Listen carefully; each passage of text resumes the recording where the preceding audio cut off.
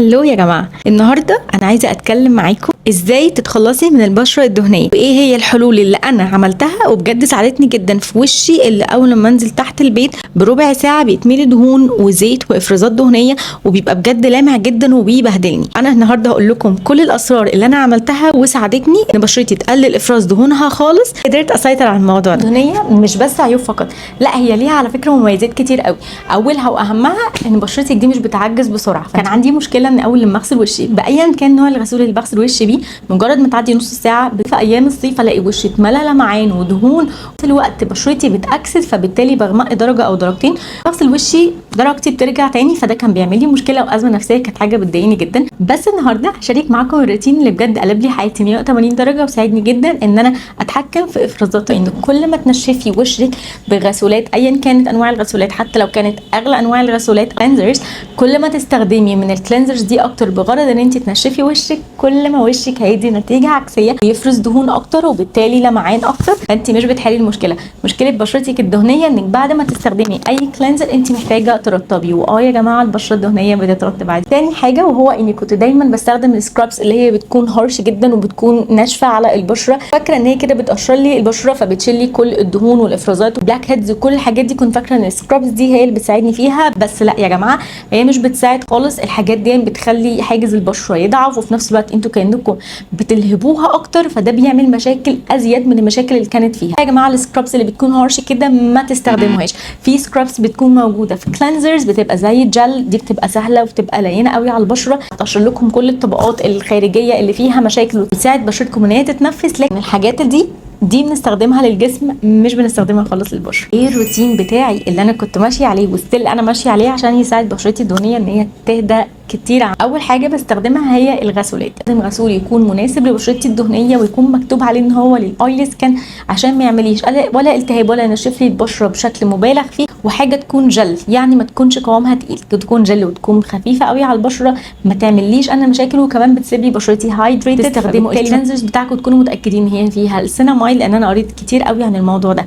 السينامايد والسلسليك اسيد بتساعد جدا ان هي تنظف المسام من جوه، فما بتعملناش اي افرازات زياده ولا حاجه بتفضل جوه البشره فبتعمل لنا بعد كده انسداد في المسام. بستخدم دون، بس انا هقول لكم هو حلو ولا لا لاني لسه بادئه استخدمه جديد، بتعملوا ريفيوز كتيره قوي قوي. ما تنسوش كمان تعملوا سبسكرايب عشان تشوفوا رايي في النياسيامايد ده يا جماعه من ستارفل. هجربه واقول لكم رايي عنه بكل صراحه اول لما اخلصه. حل سحري للبشره الدهنيه. هل انا عندي حبوب كتير؟ لا، بس انا وشي بيفرز دهون كتير جدا، فانا محتاجه حاجه تعمل ريجوليت للدهون اللي طالعه من بشرتي فبتسهل لي الدنيا شويه. انا قريت عن ده كتير وبدات اجرب نظم افراز الدهون، فمش بيبقى فيه اي دهون زياده طالعه من بشرتي فبتعملي عندي يا جماعه بورز هنا كبيره او بورز بتكون مفتوحه. لو قربتوا مني هتلاقوا انه في هنا مسام واسع، دون بيضيق المسام. مش بحب ان بشرتي ما تكونش فيها بورز واسعه وتبقى باينه. النياسيامايد دون بيساعد جدا جدا في ان هو يضيق البورز دي. اكتر المشاكل اللي بتواجهني ان لما بتطلع حبايه وبتروح الاثار بتاعتها اللي بتتساب على بشرتي، النياسيناميد ده بيساعد جدا في ان هو يفتح لنا اثار التصبغات. اي دول بيعملوا لي تقشير طبيعي للبشره ومع الوقت بيفتح لي كل التصبغات بيبقوا حلوين. بس انا عايزه اجرب حاجه تكون قوامها جل او مائي شويه، فان انا اخدها معايا لو رحت زياره لحد او هبات بره.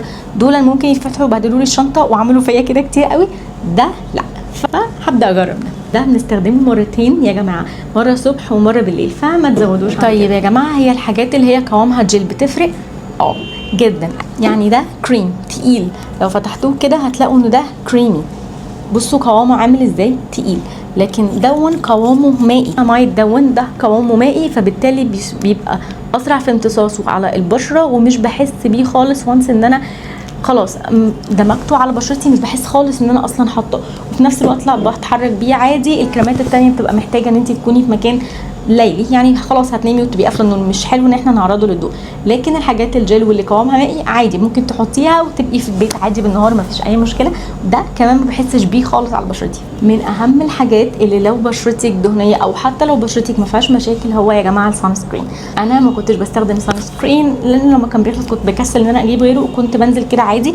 ده يا جماعه عمل لي فرق في الوان الايد وكمان غمق لي بشرتي. ساعتها قررت ان انا مش هنزل تاني خالص، حتى لو انا نازله في اخر النهار والشمس مش موجوده، بس ستيل الجو حر او لو واقفه بعمل اكل والجو حر في المطبخ بحط السان سكرين. بستخدم ديرماتيك، وقبل كده بستخدم بوباي. بوباي ما كنتش بحس قوي ان هو بيفرق معايا، بالذات لما بروح مصيف برجع ستيل برده مسمار، بس انا غيرته بقيت بستخدم ديرماتيك. فشفت عنه ريفيوز كتيره قوي وكانوا عاملين عليه اوفر فجبت منه 2.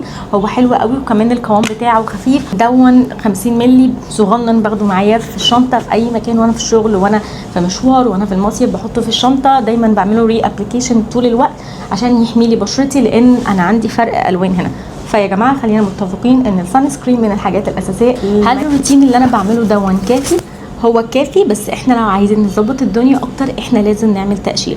احنا البشره بتفرز دهون، بتعمل لنا تصبغات، الحبايه لما تروح بتسيب اثار، فاحنا محتاجين نعمل تقشير كيميائي. فانت ممكن تستخدمي حاجه تساعد في ان هي تعمل تقشير كيميائي او تعمل تقشير بنسبه بسيطه. انا بستخدم الكريمات اللي هي الاكراتين، واوقات بستخدم الماربلين، واوقات بستخدم اي حاجه تانية، او الكريمات اللي بتكون متاحه لو دول مش موجودين. دول بيعملوا تقشير تحفه، بس دول بنستخدمهم قبل ما ننام بس، يعني الروم تكون او الغرفه تكون ضلمه. بيعمل تقشير يا جماعه. ايه اللي هيساعد التقشير ده ان هو يخلص بسرعه؟ هو ان احنا دايما نرطب. بعد ما حطي نقطه مرطب على بشرتي، او تاني يوم لما تغسلي وشك دايما رطبي. يعني احنا محتاجين بشرتنا تفضل مترطبه طول الوقت. هيساعد التقشير يبقى اسرع، وفي نفس الوقت هيطلع لك طبقه جلد نظيفه ما فيهاش اي مشاكل. التقشير بيساعد الدهون ان هي تتفتت، بيدخل جوه المسام، بيشيل كل الدهون الزياده اللي بتكون جوه المسام، وبيساعد في الحبوب اللي هي بتبقى جوه البشره انها تطلع بسرعه، او اللي بنسميها الحبوب تحت الجلد. اوقات يا جماعه فجاه بنلاقي في حبايه طلعت كده كبيره فجاه بدون اي مقدمات، دي بنستخدم لها باتشز. يا جماعه ما بنلعبش فيها خالص، هتسيب لنا اثار. بنحط لها باتشز وبتكون نفس لون البشره فمش هتحسي بوجودها اصلا. ممكن كمان تحطيها تحت الفاونديشن لو بتستخدمي فاونديشن. انا بحطها وبنزل بيها ومش بتضايقني خالص ولا بحس بوجودها.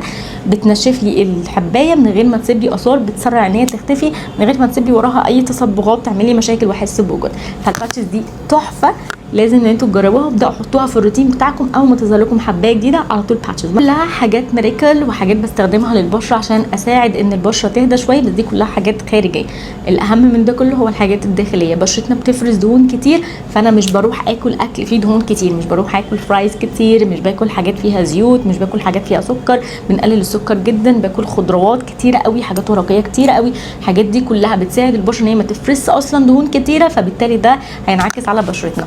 يا جماعه انا جربت ده بنفسي وبجد فرق جدا، فدي نصيحه انا نفسي بعملها. الشيبسيهات، البيبسي، الحاجات اللي فيها سكر، القهوه الكتير، كل ده حاولوا توقفوه او حاولوا انتوا تستهلكوا بكميات قليله، صدقوني هينعكس جدا جدا على بشرتكم. دي يا جماعه كانت النصايح اللي انا عملتها وساعدتني جدا جدا في ان البشره تهدى وما يبقاش فيها مشاكل كتير. وزي ما انتم شايفين الدنيا هديت معايا قوي. بستخدم كاب وانا نازله، بستخدم شمسيه وانا نازله، واقعد الطريقه وعادي. اهم حاجه ان انا بشرتي ما تسمرش ولا يطلع لي حبوب كتير، مش بيهمني قوي راي الناس. فانتوا لازم تبداوا تعملوا كده، ده كله هيفرق معاكم. ويا جماعه مش هتستنوا شهور عشان خاطر تحسوا بالنتيجه، خلال اسبوع اسبوعين هتبداوا تشوفوا النتيجه لو مشيتوا على الروتين دون عشان تهدوا من مشاكل بشرتكم. ما تنسوش تعملوا سبسكرايب عشان هقدم لكم نصايح كتير قوي وريفيوز عن كل البرودكتس اللي انا استخدمتها اللي ساعدتني في ان الحبوب تهدى شويه.